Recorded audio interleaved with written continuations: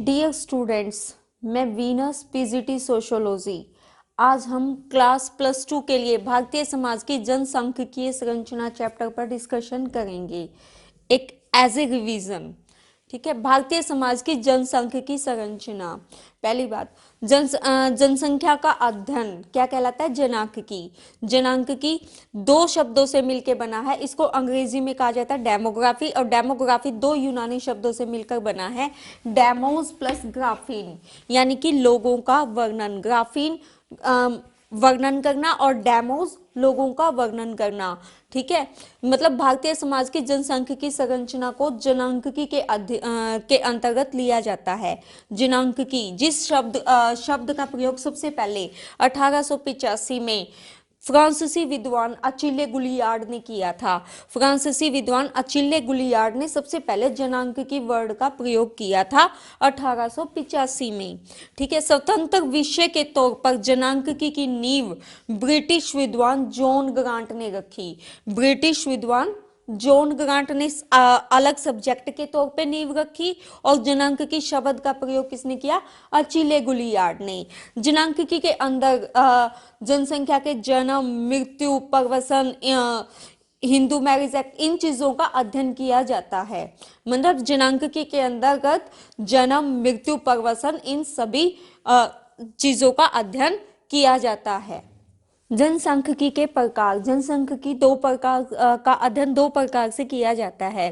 पहला है आकारकी जनसांख्यिकी, दूसरा है सामाजिक जनसांख्यिकी। आकारकी जनसांख्यिकी में मतलब फॉर्मल डेमोग्राफी में किस चीज का अध्ययन किया जाता है? मात्रा का, जनसंख्या की मात्रा का, क्वांटिटी का अध्ययन किया जाता है। सामाजिक जनसांख्यिकी में लोग मतलब समाज के आर्थिक, सामाजिक और राजनीतिक पक्षों का अध्ययन किया जाता है।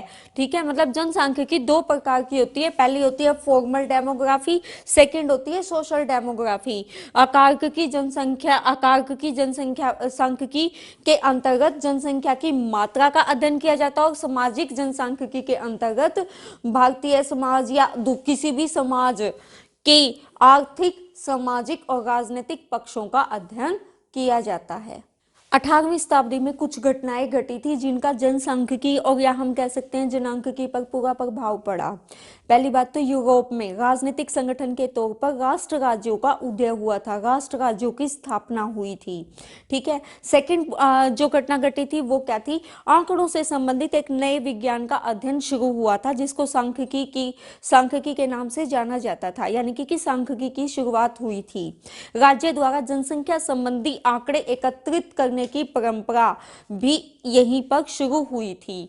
लेकिन राज्य द्वारा जनसंख्या संबंधी आंकड़े एकत्रित करने की परंपरा जो 18वीं शताब्दी में शुरू हुई थी, ये आधुनिक तौर पर शुरू हुई थी। मतलब आधुनिक रूप में जनसंख्या के आंकड़े इकट्ठे करने की शुरुआत हुई थी, लेकिन पहले भी इस तरह के आंकड़े इकट्ठे करती रही है। राज्य की सरकारें हर जगह मतलब इस तरह के आंकड़े इकट्ठे करती रही है। संयुक्त राज्य अमेरिका की 1790 की जनगणना, कहाँ की? यूएसए की, यानी कि संयुक्त राज्य अमेरिका की 1790 की जनगणना आधुनिक किस्म की पहली जनगणना थी।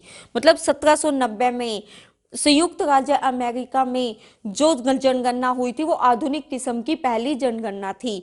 19वीं शताब्दी के शुरुआती वर्षों में यूरोप में जनगणना को आधुनिक विधि द्वारा अपनाया जा चुका था। ब्रिटिश सरकार ने भारत में सबसे पहले जनगणना का कार्य कब शुरू किया था? 1867 से 1872 के बीच में जनगणना करवाई थी ब्रिटिश सरकार ने। भारत में जो पहली जनगणना हुई थी वो ब्रिटिश सरकार ने करवाई थी 1867 से 1872 के मध्य। 1881 से नियमित 10 वर्ष पश्चात नियमित रूप से जनगणना की शुरुआत की गई। कब से? 1881 से। हर 10 साल बाद जनगणना होने लगी। स्वतंत्र भारत में 1951 में पहली बार देश में जनगणना की गई। 1951 में अब तक कुल 7 बार जनगणना हो चुकी है, और जो अंतिम बार जनगणना हुई थी वो 2011 में हुई थी। अब जो जनगणना होनी है वो कब होनी है? 2021 2021 में हर 10 वर्ष पश्चात जनगणना की जाती है। भारत की जनसंख्या विश्व में दूसरे स्थान पर है, दूसरे स्थान पर है, मतलब मीन्स चीन की जनसंख्या संसार में सबसे अधिक है और भारत की जनसंख्या पूरे संसार में दूसरे नंबर पर है, यानी कि चीन के बाद भारत में सबसे ज्यादा जनसंख्या पाई जाती है। जनसंख्या संबंधी आंकड़े सरकार किस लिए इकट्ठी करती है? नीतियां बनाने के लिए, उनको क्रियान्वित करने के लिए, उनको सही ढंग से लागू करने के लिए। ठीक है, ये समाजशास्त्र जैसे विषय के अध्ययन के लिए भी बहुत ज्यादा महत्वपूर्ण होते हैं। समाजशास्त्र का अगर हमें अध्ययन करना है तो उसके लिए जनांकिकी का अध्ययन करना भी बहुत अधिक आवश्यक हो जाता है। ठीक है, जनसंख्या संबंधी आंकड़ों का अध्ययन करने के लिए गणितीय विधि अपनाई जाती है, गणितीय विधि का प्रयोग किया जाता है, यानी कि गणितीय विधि द्वारा आंकड़े इकट्ठे किए जाते हैं। जनसंख्या संबंधी सर्वाधिक सिद्धांत आज तक लागू किए गए हैं, उनमें से रॉबर्ट माल्थस का सिद्धांत सबसे ज्यादा प्रसिद्ध है। रॉबर्ट माल्थस ने एक सिद्धांत दिया है 1788 में, उनकी बुक थी उनकी एसे ऑन पॉपुलेशन में। एसे ऑन पॉपुलेशन में उन्होंने बताया कि जनसंख्या में वृद्धि तो ज्यामितीय तरीके से बढ़ती है और भरण पोषण के साधनों में वृद्धि जो है वो गणितीय तरीके से बढ़ती है। यानी कि जनसंख्या में वृद्धि तो तेजी से बढ़ती है, यानी कि 2 2 दूनी 4 दूनी 8 दूनी 16 16 दूनी 32, इस तरह से मतलब जनसंख्या हर 10 साल बाद अपने दुगने होने की प्रवृत्ति रखती है। लेकिन भरण पोषण के साधनों में इतनी तेजी से वृद्धि नहीं हो पाती, यानी कि ये गणितीय तौर पर वृद्धि होती है 2 से 4, 4 से 6, 6 से 8, 8 से 10, इस तरह से मतलब जो जनसंख्या में वृद्धि है वो किसी भी विकासशील देश को घोर निर्धनता की ओर ले जाती है। उनके मतलब जो भरण पोषण के साधन हैं उनकी वजह से उनकी जो भरण पोषण के साधन है वो पूरी जनसंख्या का पेट भरने में नाकाम रहते हैं, क्योंकि जनसंख्या में वृद्धि तो दुगने तिगने तरीके से हो गई और भरण पोषण के साधन वही गणितीय तौर पर वहीं पर खड़े रह जाते हैं, जिससे देश में भूखमरी, गरीबी जैसी स्थितियां पैदा हो जाती हैं। माल्थस के अनुसार जनसंख्या वृद्धि पर 2 ही प्रकार से नियंत्रण होता आया है। एक होता है निरोधात्मक नियंत्रण, यानी कि मतलब ज्यादा उम्र में शादी करना, ब्रह्मचर्य का पालन करना, इनके द्वारा ही जनसंख्या वृद्धि को रोका जा सकता है।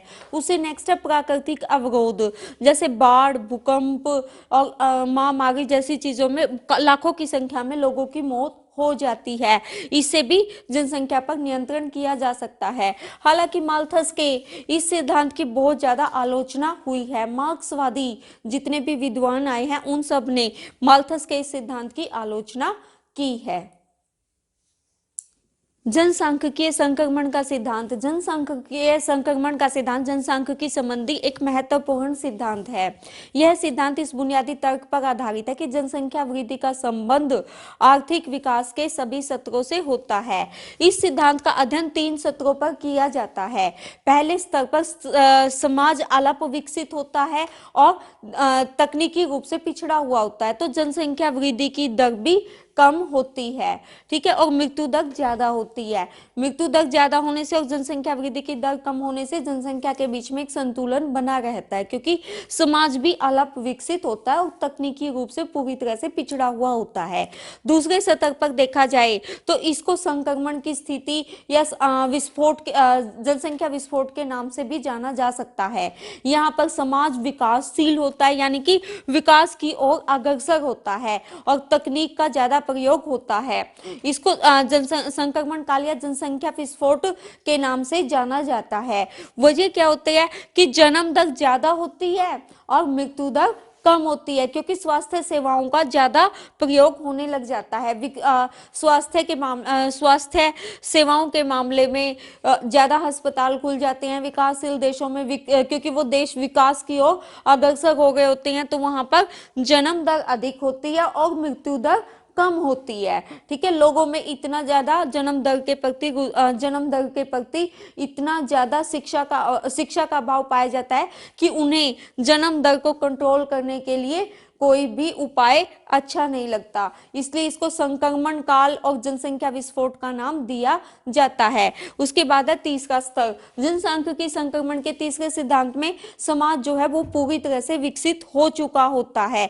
विकसित समाज में जन्म दर जो है वो जन्म दर भी कम होती है और मृत्यु दर भी कम होती है। जन्म दर और मृत्यु दर दोनों बराबर होने से समाज में विकास को बढ़ावा मिलता है।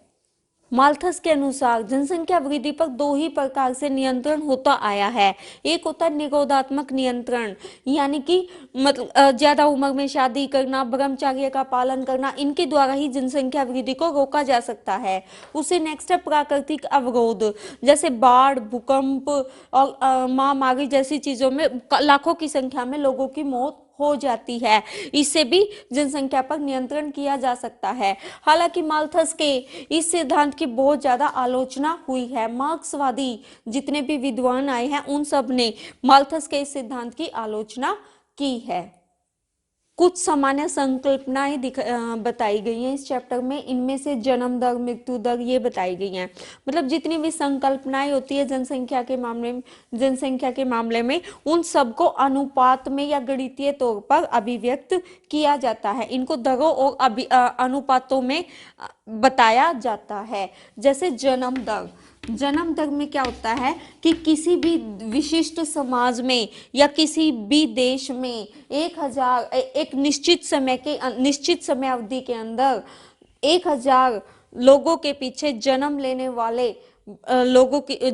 वाले बच्चों की संख्या वहां की जन्म दर कहलाती है। यानी कि एक विशिष्ट स्थान पर या एक विशिष्ट समाज में 1000 लोगों के पीछे जन्म लेने वाले बच्चों की संख्या जन्म दर कहलाती है। इसी तरह से मृत्यु दर क्या होता है, एक विशिष्ट स्थान पर या एक विशिष्ट देश में 1000 लोगों के पीछे जो मृत्यु होती है एक साल में, एक निश्चित समय अवधि में, उसको मृत्यु दर कहा जाता है। जनसांख्यिकी के अध्ययन में कुछ संकल्पनाएं पाई जाती है। इन सबको दरों या अनुपातों के रूप में अभिव्यक्त किया जाता है। जैसे कि जन्म दर होती क्या है, एक विशिष्ट स्थान पर या एक विशिष्ट देश में 1000 लोगों के पीछे जन्म लेने वाले बच्चों की संख्या उस स्थान की जन्म दर कहलाती है। ठीक है, जन्म दर जो 1000 लोगों के साथ अनुपात में होती है वो जन्म दर कहलाती है। नेक्स्ट है मृत्यु दर क्या होती है कि 1000 लोगों के अनुपात में एक विशिष्ट समय अवधि के अंदर, यानी कि एक वर्ष के अंदर किसी विशेष समाज में या देश में मरने वाले व्यक्तियों की संख्या का अनुपात मृत्यु दर कहलाता है। क्या कहलाता है? मृत्यु दर। एक और टर्म है प्राकृतिक वृद्धि दर, इसको जनसंख्या समृद्धि दर भी कहा जाता है। प्राकृतिक मृत्यु दर और जनसंख्या समृद्धि दर, इसके अंदर क्या होता है कि प्राकृतिक जन्म दर और मृत्यु दर के बीच का अंतर, यह अंतर अगर शून्य होता है तो जनसंख्या स्थिर हो जाती है। अगर जन्म दर और मृत्यु दर के बीच का अंतर शून्य हो तो जनसंख्या जो है वो स्थिर हो जाती है। ठीक है, इसको जनसंख्या समृद्धि दर भी कहा जाता है और प्राकृतिक वृद्धि दर भी कहा जाता है। ठीक है, मतलब जन्म दर और मृत्यु दर के बीच का अंतर बिल्कुल नील हो जाना या शून्य हो जाना क्या कहलाता है? जनसंख्या समृद्धि दर। टर्म है प्रतिस्थापन दर। प्रतिस्थापन दर होती क्या है? ये एक ऐसी अवस्था होती है जब जितने बूढ़े लोग मरते हैं उनका खाली स्थान भरने के लिए उतने ही लोगों का जन्म लेना। ठीक है, मतलब उतने ही लोगों का उनकी जगह ले लेना प्रतिस्थापन दर कहलाता है। कुछ देशों में प्रजनन शक्ति शतक जो है वो प्रतिस्थापन दर से भी नीचा है, जैसे कि जापान, इटली, रूस, पूर्वी यूरोप, इन देशों में ऐसा है। प्रतिस्थापन दर को हमारे इंडिया में तमिलनाडु एक ऐसा राज्य है जो प्राप्त करने के बिल्कुल नजदीक है। प्रतिस्थापन दर को उसने लगभग प्राप्त कर लिया है, लेकिन उत्तर प्रदेश और राजस्थान, बिहार, इन राज्यों में ये दर अभी तक नहीं, हम अभी तक इस दर को हासिल नहीं कर पाए हैं। जनसंख्या समृद्धि दर ऊंची है वहां पर जनसांख्यिकीय संक्रमण की स्थिति है, यानी कि जनसंख्या विस्फोट की स्थिति है। नेक्स्ट है हमारा प्रजनन दर। प्रजनन दर क्या होता है? बच्चे पैदा कर सकने की आयु, जो आमतौर पर 15 से 49 वर्ष तक मानी जाती है। 15 से 49 वर्ष तक मानी जाती है। इसमें मतलब प्रति 1000 स्त्रियों की इकाई के पीछे जीवित जन्मे बच्चों की संख्या प्रजनन दर कहलाती है। नेक्स्ट है हमारा शिशु मृत्यु दर। शिशु मृत्यु दर ये थोड़ा सा अलग है। देखो मतलब शिशु मृत्यु दर उन बच्चों की मृत्यु की संख्या से है जो जीवित पैदा 1000 बच्चों में से 1 वर्ष की आयु प्राप्त करने से पहले ही मौत के मुंह में चले जाते हैं या मौत का ग्रास बन जाते हैं, वो शिशु मृत्यु दर कहलाती है। नेक्स्ट है मातृ मृत्यु दर। मातृ मृत्यु दर यानी कि प्रसव के दौरान और गर्भावस्था के दौरान स्वास्थ्य सेवाओं की कमी से प्रति 1000 मामलों में बच्चे को जन्म देते समय माता की होने वाली मृत्यु दर मातृ मृत्यु दर कहलाती है। नेक्स्ट क्रम है प्राश्रितता अनुपात, यानी कि आश्रित अनुपात। प्राश्रितता अनुपात जनसंख्या के प्राश्रित और कार्यशील हिस्सों को मापने का पैमाना है, मापने का साधन है। प्राश्रित वर्ग, इसमें 2 वर्ग होते हैं। पहला होता है प्राश्रित वर्ग यानी कि डिपेंडेंट वर्ग। इसके अंतर्गत बच्चों और बुजुर्ग व्यक्तियों को लिया जाता है, यानी कि 15 वर्ष से नीचे के बच्चे जो कार्य नहीं कर सकते, ठीक है, जो पूरी तरह से जो शिक्षा प्राप्त कर रहे होते हैं, 15 वर्ष से नीचे के बच्चे इस प्राश्रित वर्ग के अंदर आते हैं, ठीक है। और 64 वर्ष से अधिक के बुजुर्ग, 64 वर्ष से अधिक जिनकी आयु हो चुकी है वो बुजुर्ग, वो प्राश्रित वर्ग के अंतर्गत आते हैं। नेक्स्ट है हमारा कार्यशील वर्ग। कार्यशील वर्ग के अंदर वो व्यक्ति आते हैं जो कार्य करते हैं। 15 से 64 वर्ष की आयु के मध्य के लोगों की संख्या जो है वो कार्यशील वर्ग के अंतर्गत आती है, ठीक है। इसमें क्या होता है, प्राश्रितता अनुपात कैसे निकाला जाता है? 15 वर्ष की आयु के बच्चे और 64 वर्ष से अधिक आयु के बुजुर्ग, इनको जोड़कर और किससे कार्यशील जनसंख्या है, जो कार्यशील वर्ग है, उनसे भाग देकर जो अनुपात प्राप्त होता है उसको प्राश्रितता अनुपात कहा जाता है। इसे अनुपात के तौर पर व्यक्त किया जाता है।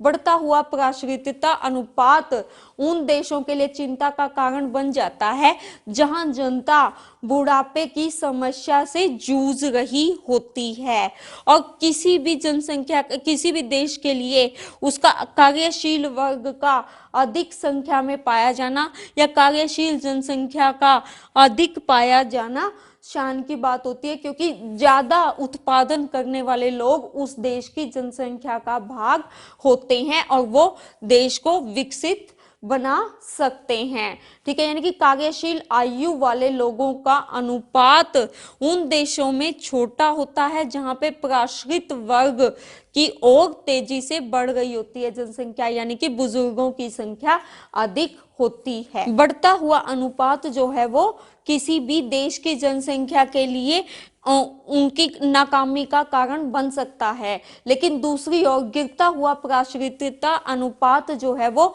किसी भी देश की आर्थिक समृद्धि और समृद्धि का प्रतीक बन सकता है, प्रतीक बनता है, क्योंकि वहां कार्यशील लोगों का अनुपात अधिक होने से वहां पर काम न करने वालों की तुलना में कार्यशील जनसंख्या का अनुपात जो है वो अधिक होता है, और जो बुजुर्ग व्यक्ति होते हैं वो कम संख्या में पाए जाते हैं। टर्म है आयु संभाविता। मतलब आयु संभाविता एक औसत व्यक्ति कितने वर्षों तक जीवित रहेगा, इसकी गणना कैसे की जाती है? किसी अक्षेत्र विशेष में एक निश्चित अवधि के दौरान एक आयु विशेष में मृत्यु दर संबंधी आंकड़ों के आधार पर आयु संभाविता की गणना की जाती है।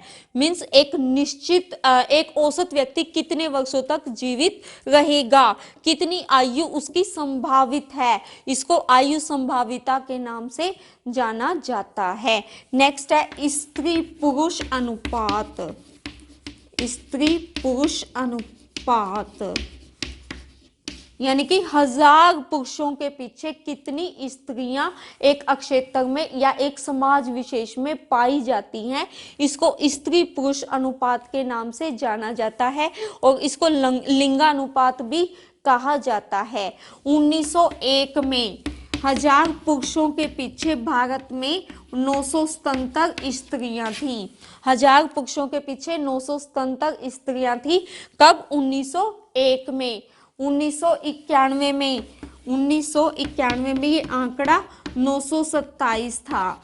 1991 में ये आंकड़ा 927 था और 2001 की जनसंख्या में ये आंकड़ा जो था वो 940 था। ये आंकड़ा कितना था? 940। 2001 से 2011 के समय के बीच में ये जो स्त्री पुरुष अनुपात है ये घटकर 940 रह गया। 1000 अनुपात 940। इसके पीछे कारण भी देखा जाए तो कहीं ना कहीं कुछ कारण जो है हिंदू परंपरा भी मानी जाती है, यानी कि लोगों की सोच होती है कि वंश परंपरा को बेटा ही आगे बढ़ाएगा, तो वो क्या करते हैं, बेटी को बोझ मानने लग जाते हैं और इस बेटियों को कोख में ही खत्म कर देना अपने लिए अच्छा समझते हैं। ठीक है। नेक्स्ट है व्यक्ति की मृत्यु पश्चात चिता को अग्नि देने का कार्य जो है वो हिंदू धर्म के अनुसार बेटा करता है। तो वो ये सोचते हैं कि मतलब उनको स्वर्ग की प्राप्ति होगी अगर बेटा अग्नि देगा। इससे भी स्त्री पुरुष अनुपात पर पूरा प्रभाव पड़ता है। उसके अलावा भारत जैसे समाज में स्वास्थ्य सेवाओं का अभाव पाया जाता रहा है। मतलब जितनी जनसंख्या की तुलना में ना तो इतने अस्पताल खुल पाए हैं और डॉक्टरों और नर्सों की भी कमी पाई जाती है। प्रसव प्रक्रिया के दौरान ज्यादातर स्त्रियों की मृत्यु हो जाती है। एनीमिया, खून की कमी, ये बीमारियां यहाँ की स्त्रियों में पाई जाती है, जिससे भी स्त्री पुरुष अनुपात पर पूरा प्रभाव पड़ता आया है। लड़कियों के विरुद्ध होने वाले अपराध भी कहीं ना कहीं स्त्री पुरुष अनुपात पर पूरा प्रभाव डालते हैं। बेटी के लिए सेफ्टी हर माता पिता की जिम्मेवारी होती है और वो इससे बचने के लिए भी बेटियों से छुटकारा पाना चाहते हैं। जनसंख्या की आयु संरचना, मतलब कुल जनसंख्या का विभिन्न आयु वर्गों में व्यक्तियों का अनुपात क्या है, मतलब जनसंख्या की आयु संरचना क्या है। आयु संरचना विकास के सत्रों और औसत आयु संभाविता के सत्रों में होने वाले परिवर्तनों के अनुसार बदलती रहती है। प्रारंभ में चिकित्सा की सुविधाओं का और रोगों के प्रकारों और उनका जीवन अवधि पर प्रभाव, मृत्यु की ऊंची दर आयु संरचना पर पूरा प्रभाव डालती है। जनसंख्या की आयु संरचना, नेक्स्ट पॉइंट है हमारा जनसंख्या की आयु संरचना, यानी कि कुल जनसंख्या में विभिन्न आयु वर्गों में व्यक्तियों का अनुपात क्या है। मीन्स 15 साल से नीचे के बच्चे कितने हैं कि बच्चों की जनसंख्या का अनुपात क्या है, और जो 60 वर्ष से ऊपर के व्यक्ति हैं उनकी आयु का अनुपात क्या है, और बीच में जो कार्यशील जनसंख्या है वो किस अनुपात में कार्य कर रही है, लोगों के लिए काम कर रही है। जैसे कि आयु संरचना विकास के विभिन्न सत्रों को निर्धारित करती है। औसत आयु संभाविता के सत्रों में होने वाले परिवर्तनों के अनुसार जनसंख्या की आयु संरचना बदलती रहती है। मीन्स अगर एक व्यक्ति की औसत आयु ज्यादा होगी तो वो देश के लिए ज्यादा कार्य करेगा, देश की विकासशील योजनाओं में अपना अच्छे से पार्टिसिपेशन कर पाएगा।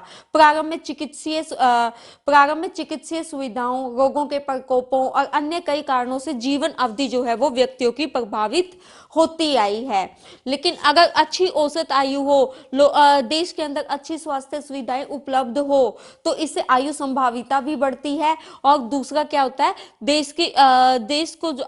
देश के विकास को आगे बल मिलता है कि देश का विकास जो है आगे बढ़ता है, क्योंकि जो कार्यशील जनसंख्या है वो अपना पार्टिसिपेशन अच्छे से दे सकती है। एक व्यक्ति जिसका स्वास्थ्य ही ठीक नहीं होगा तो वो देश के विकास में क्या पार्टिसिपेशन कर पाएगा।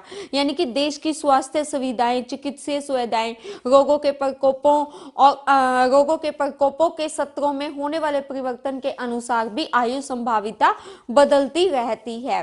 ठीक है, मतलब आयु संरचना, कार्यशील जनसंख्या जितनी ज्यादा होगी उतना ही देश के विकास में इसका पार्टिसिपेशन होगा। 1918 और 19 में सार्वभौमिक इन्फ्लुएंजा महामारी ने लास्ट में एक बीमारी से महामारी का रूप ले लिया और इस महामारी के रूप में आते ही इसने भारी संख्या में लोगों को अपनी पकड़ में ले लिया। 1918 और 19 के दौरान कम से कम 4 करोड़ लोग मारे गए। 4 करोड़ लोग के मरने से जनसंख्या में एक बड़ा परिवर्तन आया। अपने मूल स्थान को छोड़कर किसी दूसरे स्थान पर कार्य की पूर्ति हेतु जाना, यानी कि अपने कार्य के लिए एक स्थान को छोड़कर, अपने मूल स्थान को छोड़कर दूसरी जगह पर जाकर उस कार्य को करना, उसको परवसन का नाम दिया गया है। परवसन 4 प्रकार का होता है। पहला होता है दैनिक परवसन, जिसमें हर रोज एक शहर से दूसरे शहर में, एक कस्बे से दूसरे कस्बे में या गांव से शहर में कार्य करने के लिए या नौकरी पर या मजदूरी के लिए जो व्यक्ति जाते हैं वो परवसन के अंतर्गत आते हैं। इसको दैनिक परवसन का नाम दिया जाता है। नेक्स्ट है आकस्मिक परवसन। आकस्मिक, जब अचानक ही कहीं जाना पड़े, एक शहर से दूसरे शहर में अचानक जाना पड़े, उसको आकस्मिक परवसन का नाम दिया जाता है। जैसे किसी व्यक्ति के बीमार हो जाने पर इलाज के लिए उसको दूसरे शहर में लेके जाना या इलाज के लिए उसका दूसरे शहर में जाना आकस्मिक परवसन कहलाता है।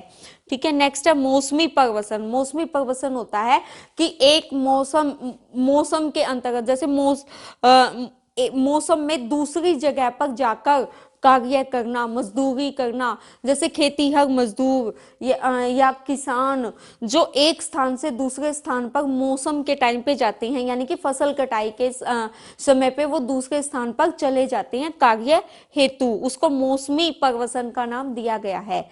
स्थायी परवसन, एक शहर को छोड़कर दूसरे शहर में बस जाना या गांव को छोड़कर दूसरे शहर में बस जाना स्थायी परवसन कहलाता है। व्यक्ति उसी जगह पर अपनी रोजी रोटी और नौकरी करता है, मतलब नौकरी और रोजी रोटी की तलाश में एक शहर से दूसरे शहर में जाकर बस जाना स्थायी परवसन कहलाता है। 1947 में भारत को आजादी मिलने के बाद भारत ने 1952 में ही अपनी पहली जनसंख्या नीति की घोषणा कर दी थी, लेकिन 1976 की जो जनसंख्या नीति है उसमें विवाह की आयु को 15 से 18 वर्ष कर दिया गया, लड़कियों के लिए 15 से 18 वर्ष कर दिया गया और लड़कों के लिए भी 18 से 21 वर्ष कर दिया गया।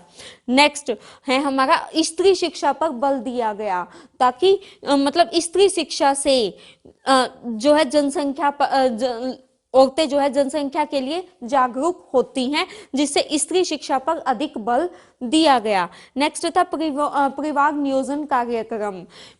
1976 की जनसंख्या नीति में बंधईकरण के परिवार नियोजन के बंधईकरण पर ज्यादा ध्यान दिया गया, उसके लिए ज्यादा बजट दिया गया और 1976 में काफी संख्या में लोगों का बंधईकरण भी कर दिया गया।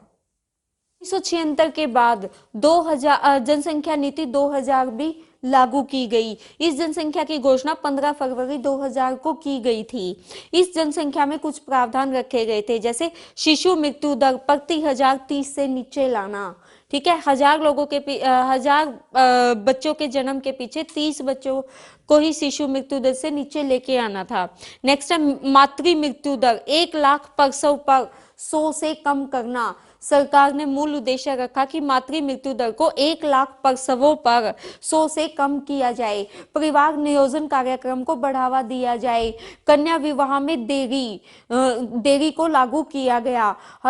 इसके अलावा 14 वर्ष तक के बच्चों को निशुल्क 14 वर्ष से नीचे के बच्चों के लिए निशुल्क शिक्षा का प्रबंध किया गया। परिवार कल्याण कार्यक्रम, सब केंद्रित कार्यक्रमों को बढ़ावा देने के बारे में इसके अंतर्गत कहा गया। जन्म मृत्यु परवसन का 100% पंजीकरण करना, विवाह का 100% पंजीकरण अनिवार्य कर दिया गया 15 फरवरी 2000 को लागू हुई जनसंख्या नीति के अंतर्गत। हालांकि 2000 में इस नीति के लागू होने के बाद भी भारत की जनसंख्या में बहुत वृद्धि हुई है और जनसंख्या 125 करोड़ को पार कर चुकी। समाज दो भागों में बटा हुआ है। एक वो जनसंख्या जो गांव में रहती है, यानी कि ग्रामीण समुदाय के नाम से जानी जाती है। एक वो जनसंख्या जो नगरों में रहती है, नगरीय समुदाय के नाम से जानी जाती है। 2011 की जनसंख्या के अनुसार भारत में ग्रामीण जनसंख्या जो है वो 68.80% है। 68.8% जनसंख्या जो है वो आज भी गांव में निवास करती है। ग्रामीण समुदाय की अगर विशेषताओं की बात की जाए तो पहली विशेषता है कृषि मुख्य व्यवसाय। मतलब ग्रामीण समुदाय की पूरी तरह से कृषि पर डिपेंड करता है। वहां आज भी छिपी हुई बेरोजगारी पाई जाती है। परिवार के सब लोग मिलकर भूमि के हिस्से पर खेती करते हैं और उसी में अपना गुजर बसर करते हैं। हालांकि आधुनिक टाइम में, आज के समय में आधुनिकता के आने से बहुत से लोग शहरों की ओर चले गए हैं, लेकिन कृषि आज भी ग्रामीण समुदाय के अंदर प्रमुख व्यवसाय बना हुआ है। नेक्स्ट है प्राथमिक संबंध। गांव में आज भी प्राथमिक संबंध पाए जाते हैं। सामुदायिक भावना पाई जाती है। लोगों में हम की भावना पाई जाती है। वो इकट्ठे मिलकर रहते हैं। कृषि कार्यों में एक दूसरे का हाथ बटाते हैं, एक दूसरे की मदद करते हैं। मतलब एकता जो है वो ग्रामीण समुदाय की प्रमुख विशेषता है। नेक्स्ट है संयुक्त परिवार। हालांकि आधुनिकता की वजह से बहुत से संयुक्त परिवार टूट चुके हैं, लेकिन गांव में अगर देखा जाए तो आज भी दादा दादी, नाना नानी, चाचा चाची, मतलब इस तरह के संयुक्त परिवार देखने को मिलते हैं, जिसमें परिवार के सब सदस्य एक साझी रसोई को शेयर करते हैं। मतलब एक ही रसोई में खाना बनता है और सभी बच्चे उस परिवार के आंगन में ही खेल कूद कर बड़े होते हैं। संयुक्त परिवार की प्रथा जो है वो ग्रामीण समुदाय की आज भी एक प्रमुख विशेषता बनी हुई है। नेक्स्ट है जाति प्रथा। जाति प्रथा आज भी ग्रामीण समुदाय में पाई जाती है। मतलब लोग अपनी जाति के बाहर विवाह नहीं करना चाहते, उस गांव से बाहर दूसरे गांव में विवाह किया जाता है। जाति जो एक बहिर्विवाही प्रथा है वो आज भी गांव में पाई जाती है। नेक्स्ट है सरल जीवन। इन लोगों का जीवन बहुत सरल होता है। ठीक है, ये खेती पर डिपेंड होते हैं, कृषि पर निर्भर करते हैं, इसलिए सरल जीवन जीते हैं। सामुदायिक भावना। इन लोगों के अंतर्गत सामुदायिक भावना पाई जाती है, हम की भावना पाई जाती है। इकट्ठे मिलकर ये कृषि में एक दूसरे का हाथ बटाते हैं। नगरीय समुदाय। एक समुदाय जो नगरों में निवास करता है, मतलब जो लोग नगरों में निवास करते हैं वो नगरीय समुदाय के अंतर्गत आते हैं। 20वीं शताब्दी में ये संख्या जो थी वो 10% के आसपास थी, लेकिन आधुनिकता ने इसे आज 30% कर दिया है। आधुनिकता की वजह से ये 30% हो गई है। नगरीय समुदाय की विशेषताओं की बात की जाए तो पहली विशेषता आती है व्यक्तिवादी सोच। नगरों में रहने वाले लोग अपने बारे में सोचते हैं, वे अपनी कामयाबी और तरक्की के बारे में सोचते हैं, इसके लिए वो हर तरीका अपनाते हैं। नेक्स्ट है व्यावसायिक बहुलता। गांव में लोग अपनी रोजी रोटी के लिए गांव कृषि पर निर्भर करते हैं, लेकिन शहरों में व्यवसाय में बहुलता पाई जाती है। डॉक्टर, इंजीनियर, अध्यापक, हर तरह का व्यवसाय यहाँ पर पाया जाता है। ठीक है, अधिक जनसंख्या घनत्व। शहरों में, विशेषकर बड़े शहरों, महानगरों में जनसंख्या घनत्व बहुत ज्यादा पाया जाता है। मतलब 1 किलोमीटर में रहने वाले लोगों की संख्या गांव से कई गुना ज्यादा होती है। नेक्स्ट है आर्थिक विषमता। आर्थिक विषमता मीन्स कुछ लोग ज्यादा कमाते हैं तो उनका आर्थिक स्तर ऊंचा होता है, जीवन स्तर ऊंचा होता है, और कुछ लोग कम कमाते हैं तो उनका जीवन स्तर नीचा होता है। इसलिए मुंबई जैसे शहरों में तो झुग्गी झोपड़ियों का जन्म इसकी वजह से हुआ है। नेक्स्ट है प्रतिस्पर्धात्मक जीवन। लोग प्रतिस्पर्धा का जीवन यहाँ पर जीते हैं, यानी कि हर किसी में एक दूसरे को पीछे छोड़कर आगे बढ़ने की होड़ लगी हुई है। पश्चिमीकरण और आधुनिकीकरण ने अपना पूरा प्रभाव प्रभाव नगरों के अंदर दिखाया है। स्त्रियों की स्थिति उच्च पाई जाती है, स्त्रियों को बराबरी का दर्जा दिया जाता है, उनको बराबरी दी जाती है हर एक क्षेत्र में, शिक्षा में, डॉक्टरी में, हर जगह उनको बराबरी का दर्जा दिया जाता है। डियर स्टूडेंट्स, अब मैं आपसे आशा करती हूँ कि मेरे द्वारा करवाया गया चैप्टर भारतीय समाज की जनसांख्यिकीय संरचना आपको अच्छे से समझ में आया होगा। धन्यवाद।